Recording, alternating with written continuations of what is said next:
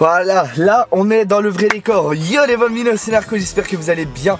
Pour ma part ça va super. Aujourd'hui on se retrouve pour une toute nouvelle vidéo. Comme vous voyez, on n'est pas dans le cadre habituel puisque nous sommes simplement en voiture. Et pourquoi nous sommes en voiture aujourd'hui? Parce que tout simplement aujourd'hui j'ai décidé de répondre à vos questions que vous m'avez posées et sur Twitter et sur Instagram. D'ailleurs mes liens sont en description, n'hésitez pas à aller vous follow également à mes réseaux sociaux. Donc voilà, j'espère que la vidéo vous plaira, n'hésitez pas à la liker et la commenter si c'est le cas. Je vous souhaite un bon visionnage, let's go. Alors, première question, on commence directement avec une question de l'UQTB, donc alias JB Bidule. Alors sa question c'est tout simplement quel est ton plus grand rêve? Alors moi mon plus grand rêve en fait c'est très simple. Il faut savoir que j'en ai deux, je vais citer les deux comme ça, voilà, parce qu'il y a on va dire il y a un rêve personnel et un rêve on va dire entre guillemets professionnel. Donc voilà, on va citer les deux. Il faut savoir que moi mon tout premier rêve et ben c'est tout simplement de partir au Japon. Donc tout simplement ça c'est pas un rêve voilà de vie réellement, c'est plus un accomplissement, tu vois, de quelque chose que je veux vraiment faire un jour avant de dead. Donc c'est partir au Japon. Voilà, ça c'est la première chose. La seconde chose c'est tout simplement, je pense comme chaque parent, de savoir accomplir une vie, comment je pourrais appeler ça, une vie plus ou moins parfaite, une enfance parfaite à mes enfants, etc. Qui soit comblée, qu'ils aient un maximum de ce qu'ils attendent, voilà, et faire en sorte qu'on les éduque tellement bien que et ben finalement ils réussissent leur vie. Voilà un petit peu pour cette première question et voilà un petit peu ce qui est mon premier rêve pour cette vidéo. Voilà, let's go. Alors ensuite, deuxième question, on a une question de Noé, donc qui provient d'Instagram. Noé qui nous demande comment j'ai fait pour avoir mes premiers spectateurs. Alors il faut savoir qu'à l'époque mes premiers spectateurs au niveau de mes streams n'ont pas été extrêmement compliqués. Pourquoi? Parce que c'était surtout un petit groupe de potes qu'on avait à l'époque tout simplement, qui venaient avec moi jouer et qui en même temps laissaient leur vue en parallèle qu'ils étaient en game avec moi.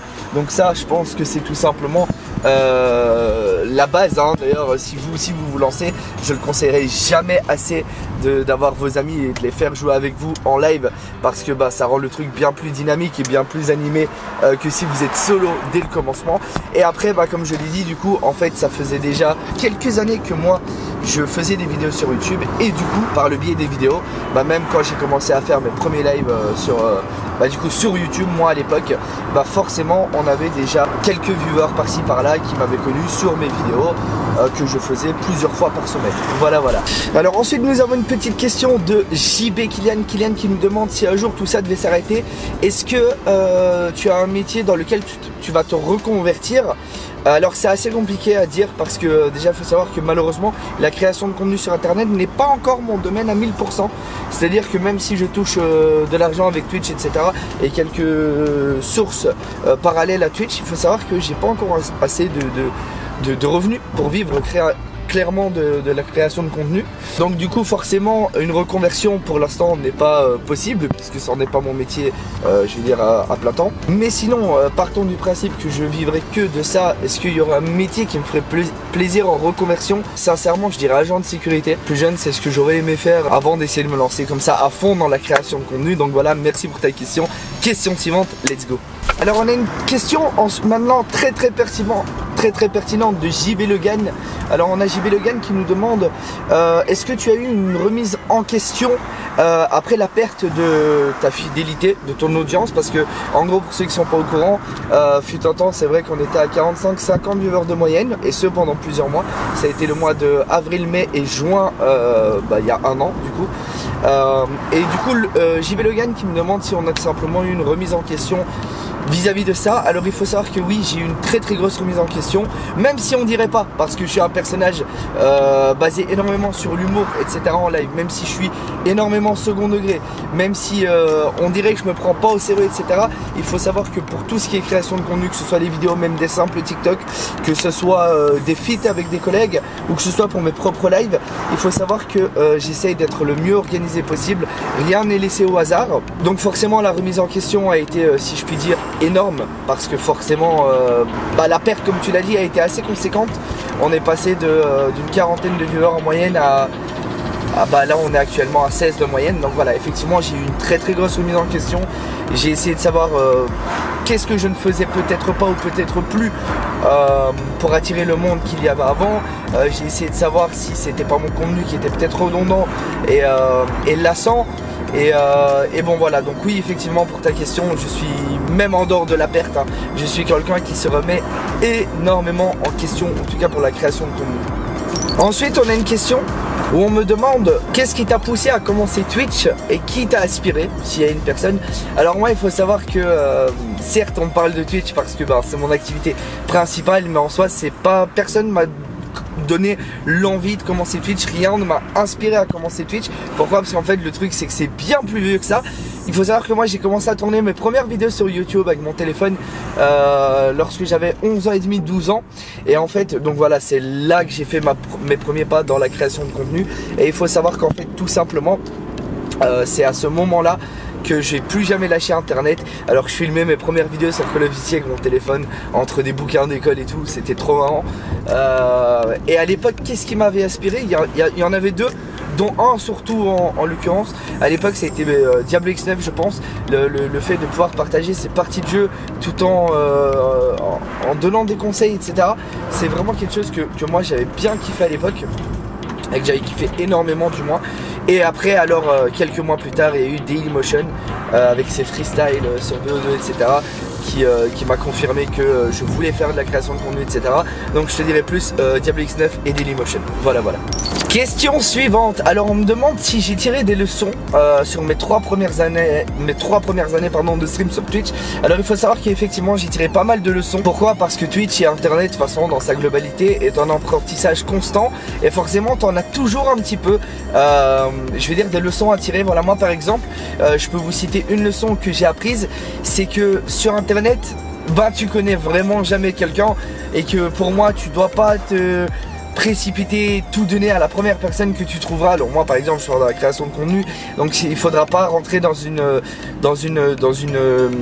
fausse amitié, parce que voilà c'est ça, en général sur internet les amitiés qui vont se former sont en général fausses, dans la création de contenu je parle, et du coup je sais que maintenant moi je dois être très vigilant aux personnes que je décide de côtoyer tout simplement dans le domaine de la création de contenu.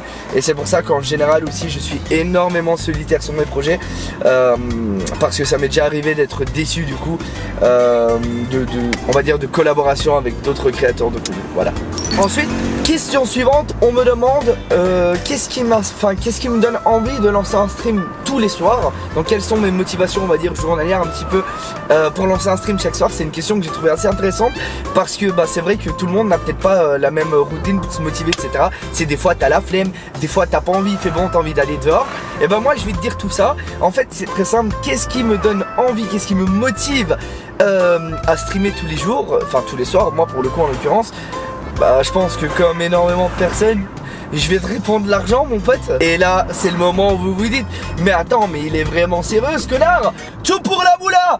Ah oui forcément, il est sérieux. Non, évidemment, bien sûr que non. Je ne suis pas sérieux. Qu'est-ce qui me motive chaque jour à venir tout simplement sur Twitch?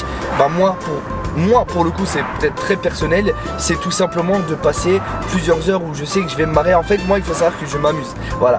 Rares sont les streams où je ne m'amuse pas. Il faut savoir que c'est toujours un moment de plaisir. Pourquoi? Parce que moi pour ceux qui me suivent pas sur Twitch, ils seraient peut-être pas au courant, c'est le relationnel avec ma communauté est très taquine, très trash talk. Évidemment dans le second degré personne ne se prend au sérieux. Et du coup c'est des moments en fait où on n'est pas sérieux et on peut, on s'évade un petit peu, tu vois, on profite du moment présent, on rigole, on se trash talk. Et moi c'est ça qui me motive à venir chaque soir, c'est le fait de savoir que même si des fois 20 minutes avant de lancer un stream, parce que ça peut m'arriver comme tout le monde, j'ai la flemme, je me force à lancer, 5 minutes après je commence à rigoler et je passe une putain de soirée. Vas-y vous pouvez y aller mademoiselle, je vous en prie. Non, fais gaffe narco, la prison un des barreaux. Je savais que tourner une vidéo d'or c'était une très mauvaise idée. Du coup, passons directement à la question suivante. Alors j'ai une question là qui va plaire à plus d'une personne, il va falloir être resté jusqu'ici forcément pour l'avoir. On me demande, évidemment ça c'était sûr comme chaque FAQ, combien je gagne d'argent avec Twitch. Alors je vais parler que de Twitch évidemment, je vais pas parler de mon shop sur le côté qui fait aussi un petit peu des petits sous, etc. On va parler que de Twitch. Il faut savoir que moi sur Twitch, je le dis ouvertement, j'ai pas de tabou avec ça, parce que nick, l'argent c'est rien, c'est un détail dans la vie. Un détail important, mais un détail tout de même. Il faut savoir que moi, présentement, depuis 7 mois, 8 mois, donc depuis le mois de septembre, je gagne entre 400 et 600 € maximum avec Twitch. Voilà, ce qui est très très bien à mon échelle, j'en suis très très content, j'ai pas de tabou avec ça. Enfin, je dis 400 et 600 pour quand on fait des meilleurs mois. En vrai de vrai, je suis plus à 400 que 600, t'as capté, si on prend ces 7 derniers mois. Donc voilà, moi pour ma part, c'est mon revenu, j'ai pas de tabou avec ça. Donc voilà, 400, 600 € maximum tous les mois avec Twitch. C'est pour ça que je travaille aussi tous les dimanches, mon seul jour off IRL, parce que vous vous doutez bien que je ne peux pas vivre avec 400 ou 600 €. C'est, même si c'est bien, que j'en suis très très fier, c'est pas assez, surtout quand on est père de famille, etc. Donc voilà pour la question. Passons à la question suivante. Question suivante, et je pense en tout cas que ce sera la dernière question de cette vidéo.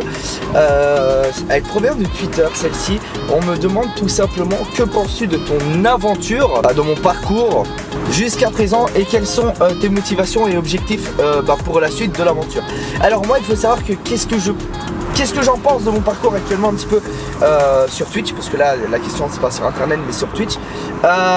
Qu'est-ce que je pense de mon parcours actuellement en prenant du recul?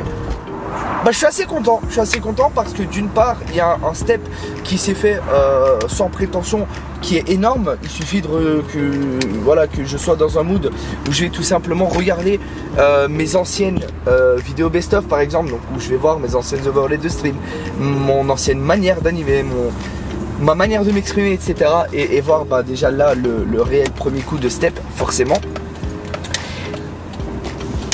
Et ensuite, oui, voilà, c'est ça. Après, il y a eu l'amélioration de tout ce qui est contenu pur et dur. Donc j'ai amené pas mal de petits concepts. On a fait un énorme live cuisine dans la cuisine d'un restaurant avec le chef qui était là, comme une petite émission où il me montrait le dressage, etc., la préparation, et moi je reproduisais. Donc on était vraiment sur une soirée culinaire de type émission et non de live cuisine.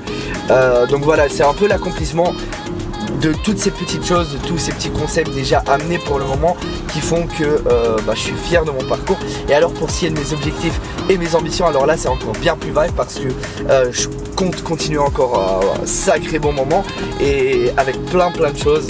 Là pour l'instant on est en train de pousser des petits concepts comme le Narcanim, on est en train de pousser on a déjà fait 2-3 talk shows il me semble, voilà, que je compte également peaufiner et pousser encore plus loin. Je compte également me mettre un petit peu dans l'événementiel avec des tournois, des castes, etc. Donc voilà, je vais sortir un petit peu de ma zone de confort de stream quotidien pour sortir un petit peu dans un domaine que je ne connais pas spécialement, comme je viens de le dire, l'événementiel, les tournois, le cast, etc. Je vais sortir un petit peu de tout ça. Ça va arriver très prochainement, et voilà, parce que je veux toucher à tout. Je suis pas le genre de mec à me contenter de faire mes lives journaliers sur mes jeux vidéo, etc. Certes, je pense que j'ai des petits atouts qui jouent en notre valeur, comme on a fait énormément de let's play day one dès le jour de leur sortie, etc. Et ça, c'est vraiment je pense un atout pour nous. Par contre, en l'occurrence, moi je veux pas m'arrêter à ça, je veux vraiment créer de l'événement, je veux créer du contenu, je veux apporter des choses si possible positives à la plateforme, etc. Et il n'y a pas meilleure façon de le faire tout simplement que en faisant stream également à des événements, des collègues, etc. Parce que du coup ça crée des lives, ça crée du contenu, ça crée des idées. Et moi c'est un petit peu dans tout ça que j'ai envie de me lancer. Voilà, je pense les petits potes qu'on a fait un petit peu le tour. On a parlé un petit peu d'argent, on a parlé un petit peu de projets, d'inspiration, etc. Je ne pense pas avoir d'autres questions, mais dans tous les cas, si vous avez trouvé peut-être cette FAQ légèrement courte parce qu'elle était petite et que tout simplement on ne fait pas des millions de vues, donc on n'a pas des milliards de questions à sélectionner, eh bien je vous laisse me les poser sous cette vidéo. Je ne suis absolument pas contre de produire une FAQ numéro 2, même si on n'est peut-être pas dans un contexte de voiture. Ouais, là ça bouge beaucoup, c'est le bordel, ça balance. Et ça twerk, la caméra elle est en train de twerker les gars. On est sur une route très bosselée là, ça twerk. En tout cas j'espère que cette vidéo vous aura plu. Si c'est le cas, vous n'hésitez pas à me le dire dans l'espace de commentaires. Vous bombardez la barre des likes. J'espère que le son, l'image, etc. tout se sera bien passé pour vous. J'ai pas l'habitude de tourner dans des circonstances pareilles. Bon, normalement je dois admettre que le matériel nous le permet quand même un petit peu. Mais voyons, voilà, j'attends vos retours du coup très impatiemment. N'hésitez pas à liker cette vidéo. Je vous fais des gros bisous. On se revoit très vite. Ciao.